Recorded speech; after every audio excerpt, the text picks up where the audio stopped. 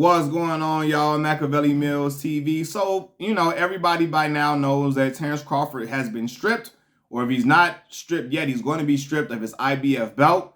They're going to hand that belt over to Jaron Boots Ennis, who's the mandatory for that strap. And a lot of people are disgusted. They're outraged. How could they do this to Terence Crawford? They hating on Bud. They hating on Bud once again. Why they doing this to him? It's just obnoxious. This is outrageous. This is a travesty, etc. Right? Some people feel like, yo, he only been undisputed for some months.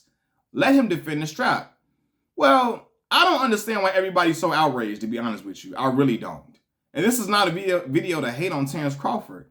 Terence Crawford has made it abundantly clear he does not want to fight Jaron Boots Ennis at all. He's only looking for big money fights. He was, before the Charlo fight with Canelo, he wanted to fight Charlo for the straps at 54, and he wanted to fight Canelo for undisputed.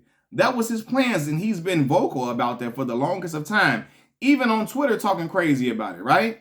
If they know these are his plans and he has no intentions on fighting Boots Ennis, and he let alone he don't have any intentions at fighting at 47 anymore unless it was a Errol Spence fight, and from what I'm hearing, the rematch, Errol is winning that at 54, right? So if they feel like, oh, he's not going to fight at 47 anymore, he has no interest in fighting Jaron Boots Ennis, they're like, yo, we're not going to let him hold up the division.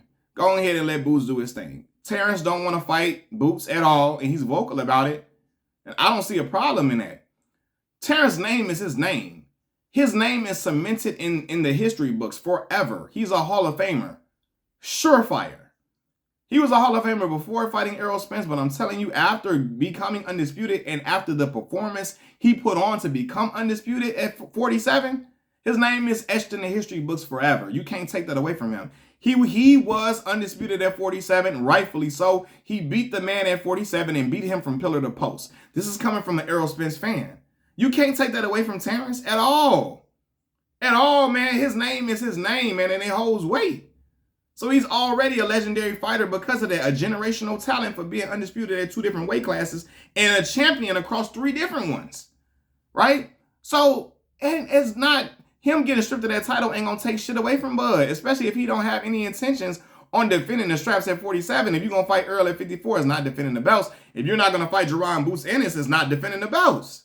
He only won big money fights. So what's the big deal? Now I know people are going to be a stickler for rules, and they're going to be like, well, Errol Spence didn't get the same treatment, right? They're going to be like, Errol Spence only made 1 title defense over 5 years of that IBF strap when he defended it against Mikey Garcia. Then after that, Errol Spence went on to unify with Sean Porter for the WBC strap. Then he went on to, he had the car accident, had a long layoff, came back and fought Danny Garcia, had the eye injury after being set to fight Manny Pacquiao. Yordenis Ugas won his fight with Manny Pacquiao, got the strap. Errol had a unification for that strap, right?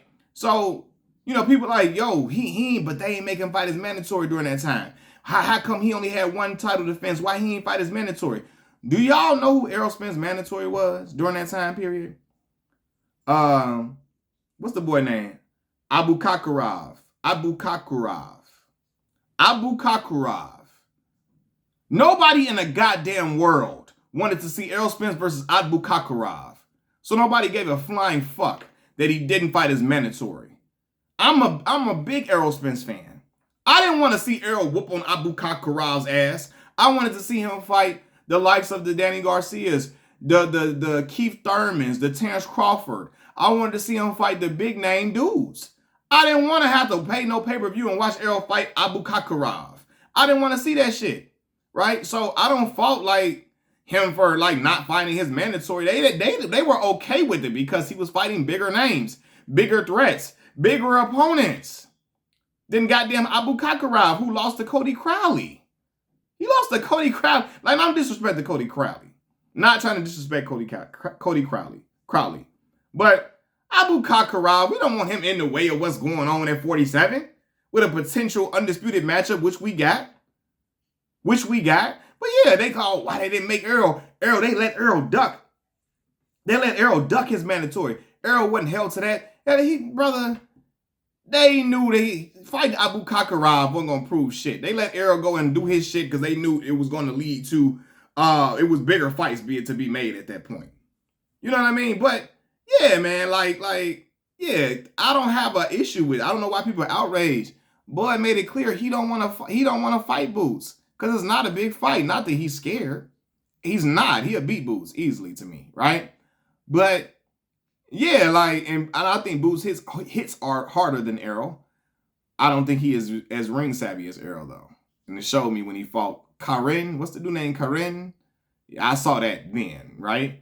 No disrespect to Boots because I really like him. And I think the young boy is the future of the 47-pound division. I really, really like him. I really do. But when he fought Karen, I like he's not as ring savvy as Errol Spence because he didn't know how to cut the ring off against Karen, right? But anyway, yeah, like, come on, man. Like, when you make it clear you don't want to fight Boots and it's the mandatory, you don't want to really fight at 47 anymore. You want to go up and wait and fight the big money fights and ride off into the sunset. The IBF hearing that. You vocal about it on Twitter. You vying for these fights, calling Charlo out, calling Canelo out. They're like, okay, he has no intentions on fighting our guy. Let's get the belt on and let's go ahead and let this dude go ahead and do his thing. Now, I don't like them just giving the belt to Boots Ennis. Make the belt vacant. Vacate the belt. Let Boots fight somebody for that belt. Don't just give it to him because that's why you got people calling him an email champion, a paper champion, making fun of him, trashing him because he didn't fight nobody for that strap. Let him fight somebody for that strap. And then, he earn it, and then he go ahead and make his name in the division. I don't like just giving it to him. Like, nah, man. Like I said, now I believe Boots is a really good fighter, right? And I'm going to say this. I don't think him or his team tried their best to make that fight with Terence Crawford initially. They did not. They did not. Especially when you got Bozy Ennis citing loyalties to Showtime and stuff like that over doing the BLK Prime fight with Terence Crawford. Yeah, I know they didn't put their best foot forward to negotiate their fight. And I know they know Boots was not ready for Terence Crawford.